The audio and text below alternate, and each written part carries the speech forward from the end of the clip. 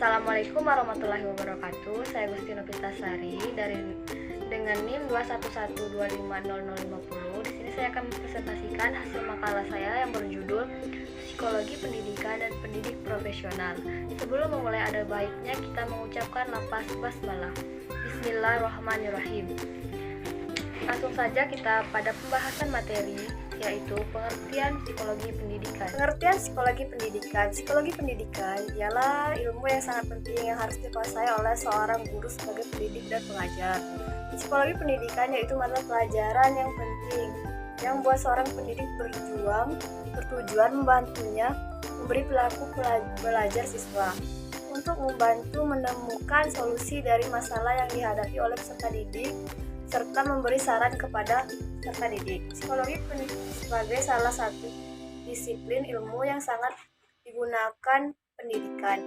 Pemahaman guru terhadap psikologi pendidikan memiliki kontribusi yang sangat berarti dan dalam kegiatan pembelajaran serta didik sesuai dengan minat, motivasi, perilaku, aspirasi, serta solusi. Sehingga proses kegiatan pengajaran di dalam maupun di luar kelas berlangsung secara nyaman dan menyenangkan. Ruang lingkup psikologi pendidikan. A. Pertumbuhan dan perkembangan individu sejak manusia lahir, maka kehidupan dimulai.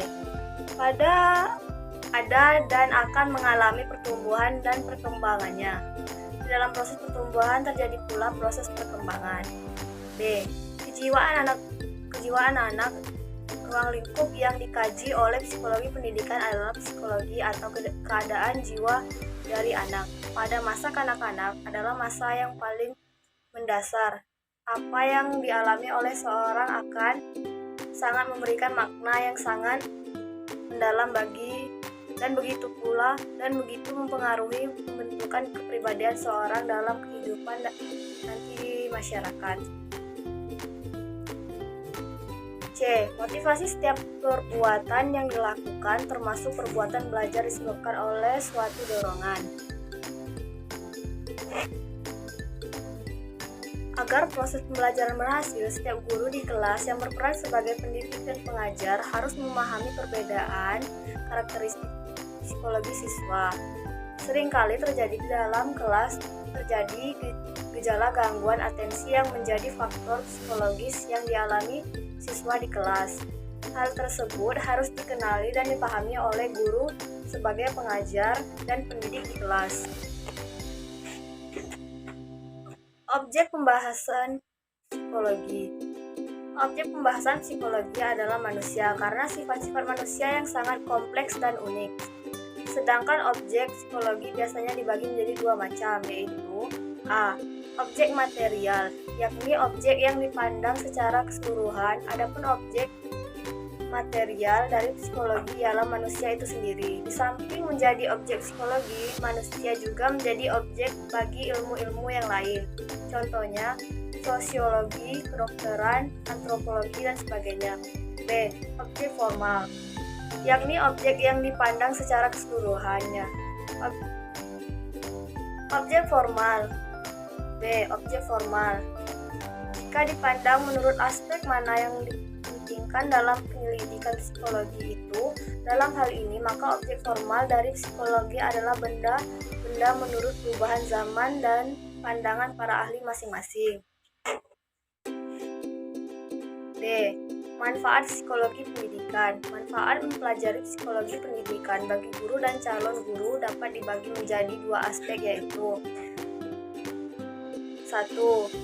Untuk mempelajari situasi dalam proses pembelajaran psikologi pendidikan, memberi banyak kontribusi kepada guru dan calon guru untuk meningkatkan efisiensi proses pembelajaran pada kondisi yang berbeda-beda seperti di bawah ini. A. Memahami perbedaan individu atau peserta didik. Seorang guru harus berhadapan dengan sekelompok siswa di dalam kelas dengan hati-hati. B. Penciptaan iklim belajar yang kondusif di dalam kelas. Pemahamannya yang baik tentang ruang kelas yang digunakan dalam proses pembelajaran sangat membantu guru untuk menyampaikan materi kepada siswa yang secara efektif. C. Pemilihan strategi dan metode pembelajaran didasarkan pada karakteristik perkembangan siswa. D. Memberikan bimbingan kepada peserta didik. Seorang guru harus memainkan peran yang berbeda di sekolah, tidak hanya dalam pelaksanaannya pembelajaran, tetapi juga berperan sebagai pembimbing bagi peserta didik. E. Mengevaluasi hasil pembelajaran. Guru harus melakukan dua kegiatan penting di dalam kelas, seperti mengajar dan mengevaluasi.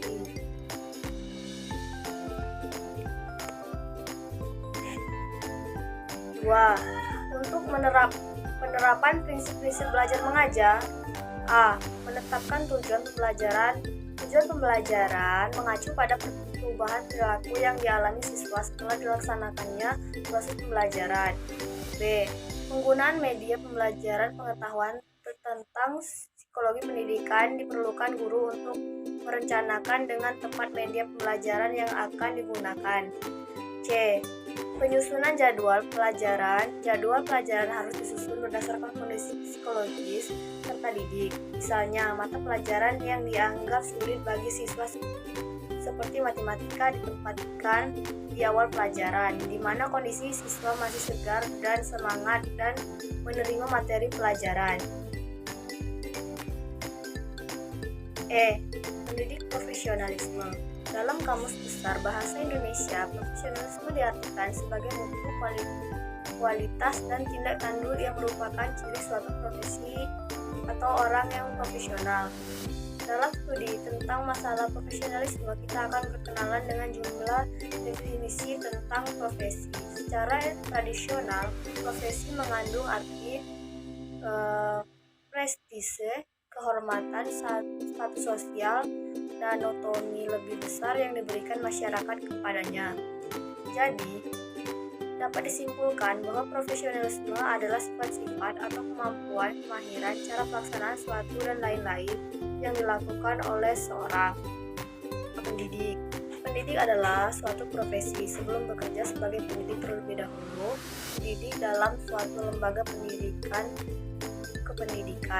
Dalam lembaga pendidikan tersebut bukan hanya belajar ilmu pengetahuan atau bidang studi yang akan dipelajari, ilmu dan metode pembelajaran, tetapi juga dibina agar memiliki kepribadian sebagai pendidik. F. Peran peserta didik profesional dalam pembelajaran. Sekarang pendidik, yaitu guru, memiliki andil yang sangat besar terhadap keberhasilan pembelajaran di sekolah.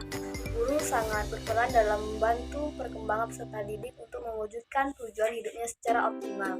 Minat, bakat, kemampuan, dan potensi yang dimiliki oleh peserta didik tidak akan berkembang secara optimal tanpa bantuan guru. Dalam hal ini, guru harus kreatif, profesional, dan menyenangkan dengan memposisikan diri sebagai berikut. A. Orang tua yang penuh kasih sayang terhadap peserta didiknya. B. Tempat mengadu dan mengutarakan perasaan bagi para peserta didik. C. Fasilitator yang selalu siap memberikan kemudahan dan melayani peserta didik sesuai minat, kemampuan, dan bakat. D. Memberikan sumbangan pemikiran kepada orang tua untuk mengetahui permasalahan yang dihadapi anak dan memberikan saran pemecahannya. E.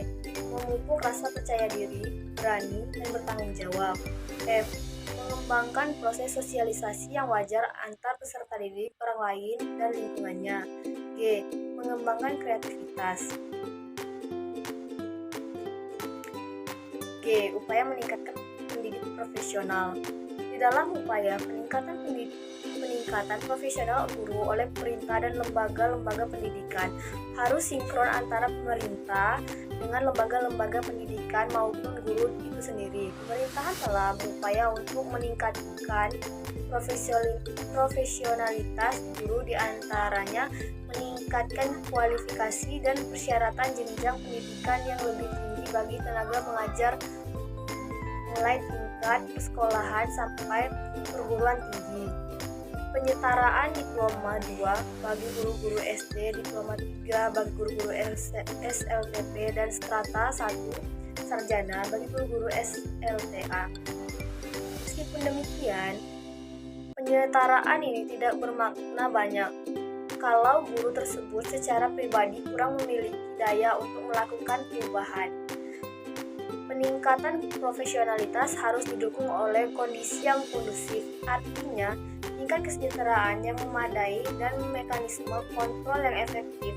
Hal itu merupakan langkah yang sangat strategis dalam upaya mewujudkan reformasi pendidikan nasional.